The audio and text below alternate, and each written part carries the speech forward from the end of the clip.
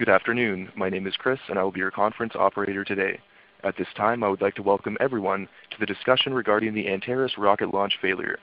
All lines have been placed on mute to prevent any background noise. After the speaker's remarks, there will be a question and answer session. If you would like to ask a question during this time, simply press star, then the number 1 on your telephone keypad. If you would like to withdraw your question, press the pound key. Thank you. David Thompson, President and CEO of Orbital Sciences, you may begin your conference. Okay, good afternoon, everyone. Thank you for joining us for the call today covering last night's Antares launch failure. I'm Dave Thompson, and with me on the phone is Garrett Pierce. Before we get started, I'd like to ask everyone to note that some of the comments that we'll make during the call may be considered forward-looking statements. As I think you all know, such statements are subject to a variety of risks and uncertainties that may cause the company's actual operational and financial results to differ materially from our current outlook.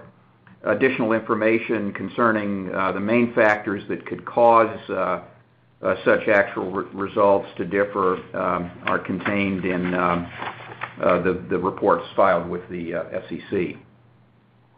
Here's what we're going to discuss today. I'm going to lead off with a brief description of what happened during yesterday's Antares launch attempt and what short-term actions the company is taking to collect information about the launch failure to help us in determining the cause of the accident and to identify the appropriate corrective actions to be implemented.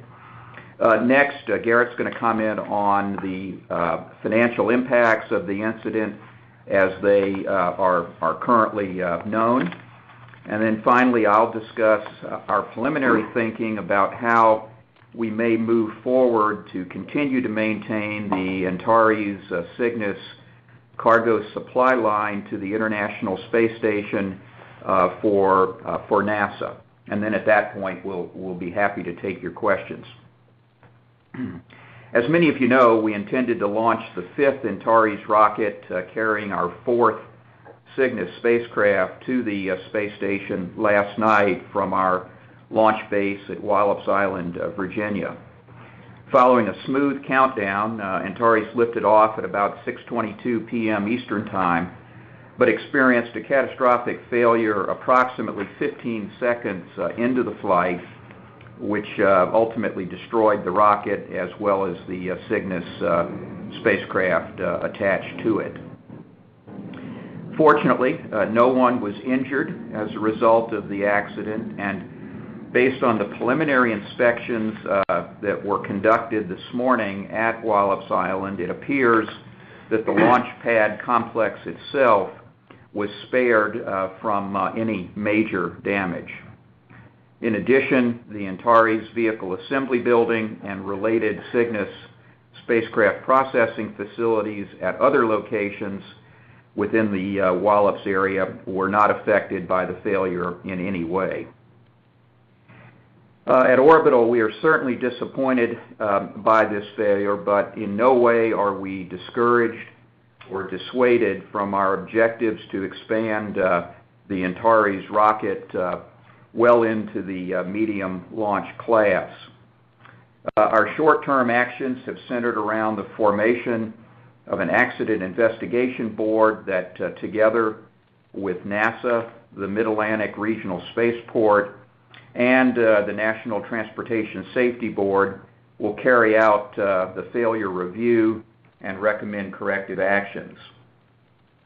At this time, it's too soon to know exactly how long this process will take or whether Antares and Cygnus missions that are scheduled for next year, including our next flight, which had been set for early April, will be affected. In the days ahead, our number 1 priority is to do all we can to meet Orbital's commitments to NASA to keep open the cargo supply line to the space station, of which Antares and Cygnus play an important part.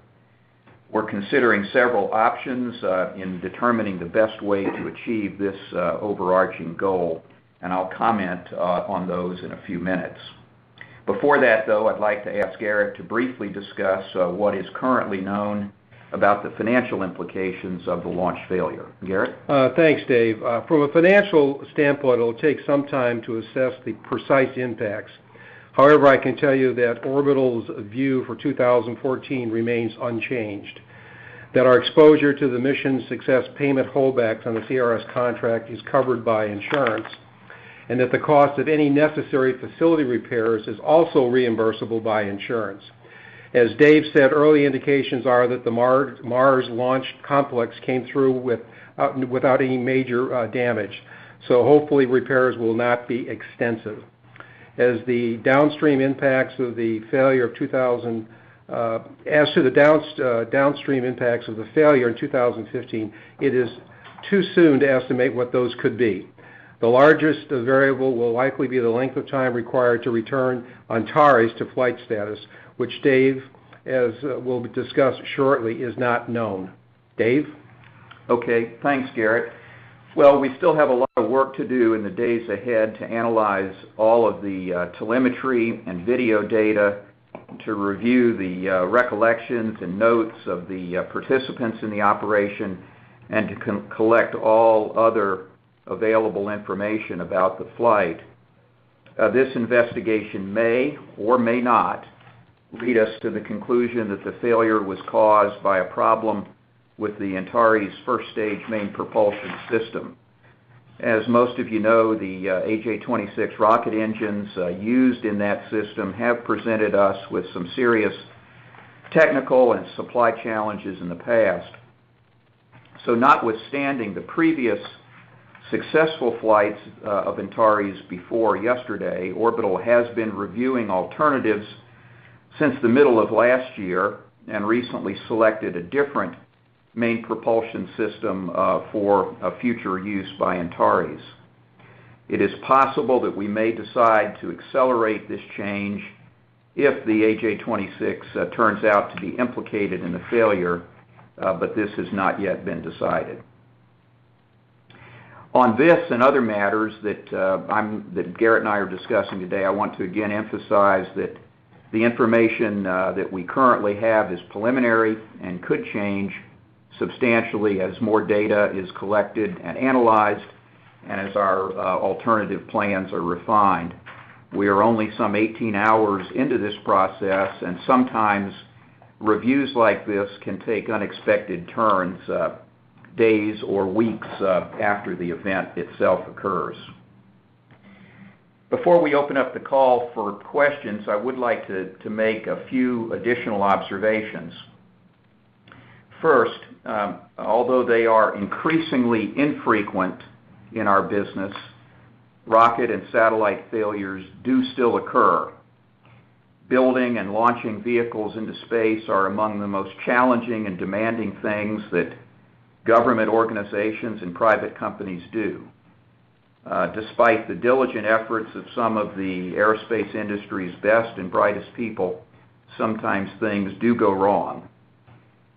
We work really, really hard to prevent this from happening, and Orbital's record, which I believe is one of the best in the world, reflects that emphasis.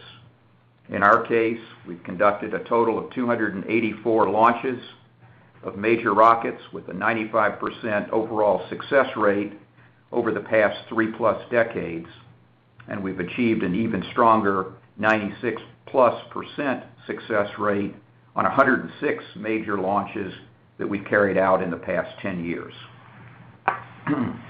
Second, and more generally, Orbital has experienced adversity in the past, some of which was more difficult than this, and the company has always emerged stronger as a result. I am determined that we will do so again this time. In fact, I think the true test of an organization is not whether it experiences an infrequent failure, but how it responds to, learns from, and moves forward after such an event takes place. Finally, in the early 1960s, President Kennedy said that Americans explore and operate in space not because it is easy, but because it is hard. That was true 50 years ago, and it remains true today. It might at first seem strange that I would want to highlight some of the difficulties with which our company must contend in the business that we've chosen. But over time, I think it provides the basis for a very strong strategy, one that, despite occasional setbacks, generates tremendous value to our customers and also makes it very hard for all but a very few other companies to compete in our markets. Okay, I think we're now ready to take your questions. I expect you'll have more of them than we'll have immediate answers, but we'll do our best. At this time, I would like to remind everyone, in order to ask a question, please press star 1 on your telephone keypad. Your first question is from Howard Rubel with Jefferies & Co. Your line is open. Thank you very much, David and Garrett, for this time. I'm going to just do two. One is to address the merger for a moment, if you don't mind. I've had a number of questions from people about how the merger agreement contemplates an event like this. Could you provide me with some color? Howard, I would say in general there is no specific provision in the agreement for a launch failure. As I mentioned, that's an infrequent but still not altogether unavoidable occurrence in our business, and I think that's generally appreciated all around. As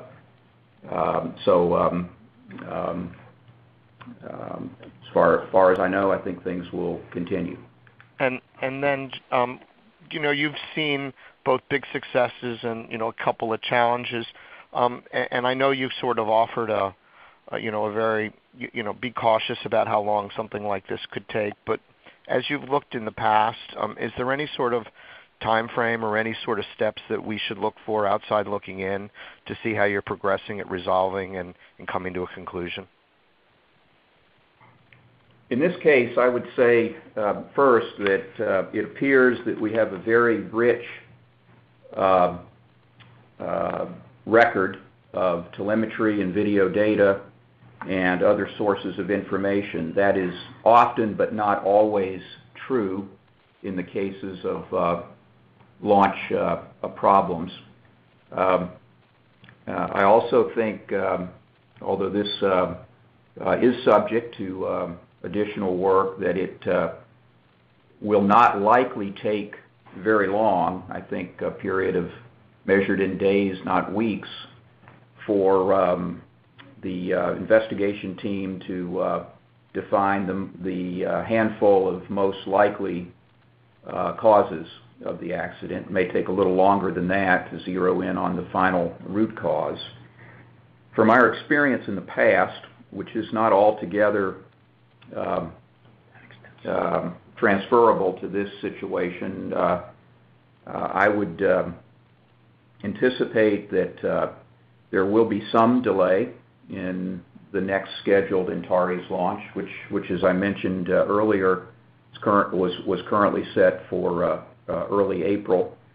I think a reasonable best case estimate would bound that at 3 months, but it could certainly be considerably longer than that, depending on what we find in the review. I would hope it would be not more than a year. Thank you very much. Your next question is from Sam Pearlstein with Wells Fargo. Your line is open. Good afternoon. Hi, Sam. Hi. Can you talk, and I guess Garrett, more on the financial side is, you've recently raised the booking rate on the CRS program to date, and I guess from this point forward, should we be thinking about it as likely not increasing certainly until this is resolved, or should we be thinking about it actually moving back down a little bit from here? I do not see it moving back down from here, based upon everything I'm aware of. Okay. Go ahead. Sam, this is Dave. I would just add to that, we think we have a ample and conservative management reserve in our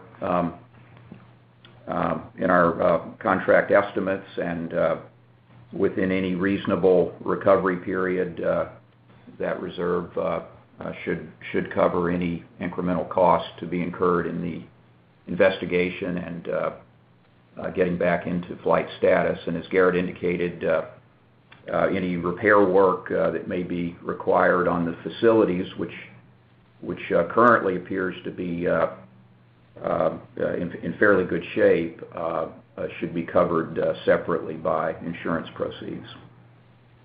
And is the same true in terms of the receivables and the ability for you to continue to receive the milestone awards and the cash flow profile? I mean, obviously outside the investigation and what other costs, but is that change at all in terms of what's potentially able to be earned? I would answer that in two parts. The very near-term receivables that would have been collectible upon the completion of a successful mission a month or so from now will be covered instead by mission insurance. We had not anticipated the collection of that receivable until January in any case, so should have no effect one way or the other on the final quarter of the year. Receivables on other missions beyond the ill-fated one from yesterday do depend on progress both in building the Cygnus spacecraft as well as in completing milestones on the launch vehicles.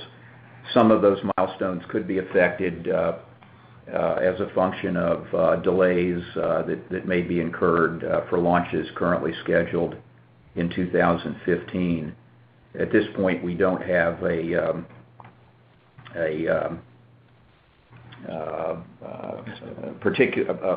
precise estimate on the magnitude of how that might vary, but we'll be working to put one of those together in the next couple days. Okay, thanks. And if I can ask one last one, is the CRS-2, the follow-on contract where I think you were going to put in a bid later this year, does this end up affecting that in any way? We're still on track to submit our proposal in a couple of weeks. We intend to, as quickly as we can, bounce back from this failure and continue both under the current contract and hopefully a future contract as well to provide an important part of the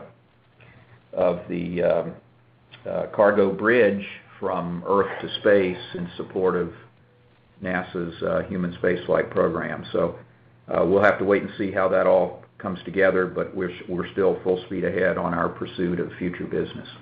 Okay, thank you very much. Your next question is from Joe DiNardi with Stifel Nicolaus. Your line is open. Hey, good afternoon. Yeah, hi, Joe. David, I'm wondering, just given your background and your experience here, is there anything you can see from looking at the video or the telemetry data that would kind of point one way or the other that makes you feel more comfortable that, or it gives you a sense as to how long this is going to take to resolve and understand what happens, or is it still too early to tell? I think the short answer is it's still a little too early to tell. There are certain specific elements of data that have been preliminarily analyzed to date that point in a particular direction, but my experience also suggests that sometimes first impressions are not correct ones, and it's very important not to focus too early on what may at first appear to be the cause of an accident like this. It's important to do a very comprehensive review and consider things that may at first not appear to be likely causes of a failure, just to be sure that you don't fixate early on what initially appears to observers to be the likely cause and end up missing the real root cause. So I think we will be substantially smarter on this over the course of the coming days, not weeks. I may be surprised. It may turn out to take longer, but my best guess right now is, again, assuming we proceed in a very diligent and open-minded way, that we'll be zeroing in within a week or so to where the problem is likely to be found. Okay, that's helpful. And then if you do decide to use your the alternative to the AJ-26, what's the time frame for when that would be ready? Under the original plan, we were as of now about 2 years away from conducting the first launch of an Antares with the second generation propulsion system. We are currently looking at the prospects for accelerating the introduction of that system, and I do not at this point have a firm estimate for how much of that 2-year period could be compressed. I certainly think we can shorten that interval, but at this point I don't know by how much. Okay. And then, Garrett, just this last one from me. Can you just, I assume that there's not going to be any revenue booked on the program until the investigation is resolved, and can you just maybe help us understand, if you're not doing any work on Antares, can you still do work on Cygnus and book revenue and work down the receivables balance through that, and maybe what the breakdown is? Yeah, I don't have the details, but we will continue to recognize revenue on a percent complete basis as we have over the life of this program, and there will be activity going, and milestones will be met, and payments will be made. So we have no reason or to suspend recognition of revenue, none whatsoever. And Joe, I think you were beginning to draw a distinction, which I think will be helpful, and that is the work on the Cygnus spacecraft will continue apace, and that will generate incremental revenue. And where the milestones are tied to Cygnus-related items, those milestones should still be accomplished. On the launch vehicle side, Antares, there may be a bit of a slowdown there for a period. Again, that all depends on what comes out of the investigation. But the Cygnus component of the contract, which is the larger part of the contract, will continue without interruption. Okay, but NASA hasn't, or you haven't decided to stop work on the Antares at this point? No. Okay, thank you. No, we haven't. Thank you. Your next question is from Michael Ciarmoli with KeyBanc Capital Markets. Your line is open. Hey, good afternoon, guys. Thanks for taking the questions. Maybe yeah, just sure, Dave or Garrett, just to stay on that. You know, if the problem or failure was due to the AJ-26, and you did presumably have to accelerate that engine development, would that still enable you to recognize revenue? Because I'm assuming that wouldn't be, you know, an engine swap wouldn't be covered under the program. So has that been contemplated into the revenue recognition, if that is the case? Mike, this is Dave. It's a good question. I think it's an astute observation. We don't know the full answer to that just yet. It will, like many other things, it will depend on the conclusions that are drawn in the coming days and weeks from the investigation, and in turn the path we decide is the best one to follow for returning Antares and Cygnus to flight status. There may be minimal impact. There may be a gap of revenue on the launch vehicle side, or potentially there could even be an acceleration depending on the details of how we go forward. Okay. And then can you just remind us, I believe you had, this was going to be the first launch with some newer content, I believe the upgraded ATK motors. That was the only new wrinkle in this launch, if I'm correct. Yes, you are correct. This represented a second stage propulsion system upgrade on Antares. We have absolutely no reason at this point to have any concerns about the performance of that new second stage. Of course, we didn't get far enough along in the ascent trajectory to exercise that new propulsion system, but there's nothing that's been seen so far that would suggest that was a contributor in any way to the failure. Okay, and then just the last one, I guess, for me on the merger. I mean, it's probably, you guys are keeping the guidance this year, probably too early to even discuss the implications on everything for the pro forma you have laid out there. Again, barring, engine changes, or I'm assuming everything on the pro forma merger assumptions are still intact. I think you're right. It's just too early. It's too early to really be able to provide much insight into that. Okay, and then maybe if I'll just sneak one last one in. I mean, your experience, failures do happen. You've obviously been trying to market Antares to other commercial military customers. What's sort of the mindset, again, maybe drawing on past experiences, how does this impact the potential sales process for Antares?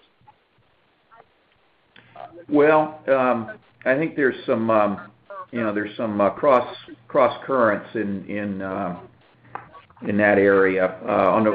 Certainly, a failure like this for a launch vehicle still relatively early in its life cycle is not helpful in a general sense. On the other hand, the possibility of an earlier introduction of the new main propulsion system may actually be a positive development. How those two factors net out is too early to tell and may vary depending on the circumstances of different customers. Got it. Thank you very much, guys. That's all I have. Okay. Thank you, Mike. Your next question is from Tyler Hojo with Sidoti & Company. Your line is open. Yeah, afternoon. I just wanted to follow up on one of Mike's questions.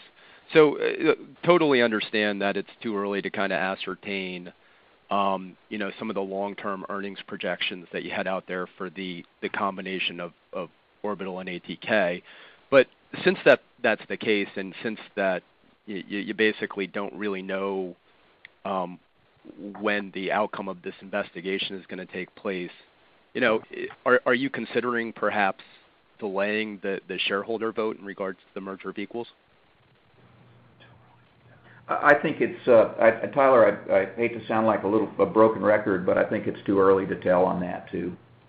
Okay. All right. Okay. Thanks. And just in regards to kind of the no change to the 2014 guidance, I could be mistaken, but my thought was that the updated guidance that you gave in Q3 anticipated a margin step up on CRS to close to 7%. I'm assuming that's not going to happen, so why wouldn't at least the top end of your guidance come down? Tyler, this is Garrett. The guidance we gave, we did not indicate that we were going to take a step up. We said it's possible, but whether we took it or not, we would be in the range that we provided. Okay. All right. Thanks. And just one last one, if I may. So in the prepared remarks, David, you mentioned you were considering several options in terms of keeping the supply lines open to NASA. I think one of them was potentially swapping out AJ-26. Is there something else that's kind of on the table right now? There could be, but I'd prefer not to comment on it just yet. But but again, I would just go back and stress that our number one priority at this stage and always is to meet our commitments to the company's customers, and in this case, NASA, which was our first customer and is our longest-standing customer. So if we love to build rockets and satellites, but more importantly than that, we love to have happy customers. So we want to make sure that we look at all alternatives to minimize any disruption at all, if that's possible, to the cargo delivery schedules that NASA's counting on us to do. So we're going to consider several possibilities, and I would guess sometime sometime in the month of November, we'll largely have settled on a course forward. It may be staying on the current with the current configuration. It may be accelerating the transition to a new configuration, and there may be a few variations on one or more of those themes. This may be a silly question, but is one of the things that you're batting around is maybe outsourcing this work to somebody else, or is that not on the table? I'd say at this point I'll just pass on that one and let us develop some of these options a little farther. Fair enough. Thanks so much. I appreciate it. Yeah, thank you, Tyler. Your last question comes from Chris Quilty with Raymond James. Your line is open. Thank you. David, question. Do you currently have enough AJ-26s in inventory to complete the CRS-1 even with this launch failure? If you were to contemplate going forward. Yes, there are adequate there are adequate AJ-26 engines in inventory, which, subject to ground testing and flight worthiness determinations, would fulfill all of our commitments under the current contract. Gotcha. And a clarification: is it fair to assume that your bid for the CRS-1 extension as well as the CRS-2 contract were both going to be based upon the re-engined Antares? Yes. Okay. And likewise, any of the commercial contracts you were discussing up to this point were based on a re-engined Antares? A little less. I think on that one, I'll be a little less clear cut, and probably not respond completely on that part, Chris. Okay. Fair enough then. Thank you. Okay. Thank you, Chris, and thanks to everyone for joining the call this afternoon. We appreciate your interest in the company, and we look forward to sharing more information as it develops in the days ahead. Thank you all. Ladies and gentlemen, this concludes today's conference call. You may now disconnect. Fortunately, no one was injured as a result of the accident, and based on the preliminary inspections that were conducted this morning at Wallops Island, it appears that the launch pad complex itself was spared from any major damage. In addition, the Antares Vehicle Assembly Building and related Cygnus spacecraft processing facilities at other locations within the Wallops area were not affected by the failure in any way. At Orbital, we are certainly disappointed by this failure, but in no way are we discouraged or dissuaded during yesterday's Antares launch attempt and what short-term actions the company is taking to collect information about the launch failure to help us in determining the cause of the accident and to identify the appropriate corrective actions to be implemented. Next, Garrett's going to comment on the financial impacts of the incident as they are currently known. And then finally, I'll discuss our preliminary thinking about how we may move forward to continue to maintain the Antares Cygnus cargo supply line. Good afternoon. My name is Chris, and I will be your conference operator today. At this time, I would like to welcome everyone to the discussion regarding the Antares rocket launch failure. All lines have been placed on mute to prevent any background noise. After the speaker's remarks, there will be a question and answer session. If you would like to ask a question during this time, simply press star, then the number 1 on your telephone keypad. If you would like to withdraw your question, press the pound key. Thank you. David Thompson, President and CEO of Orbital Sciences, you may begin your conference.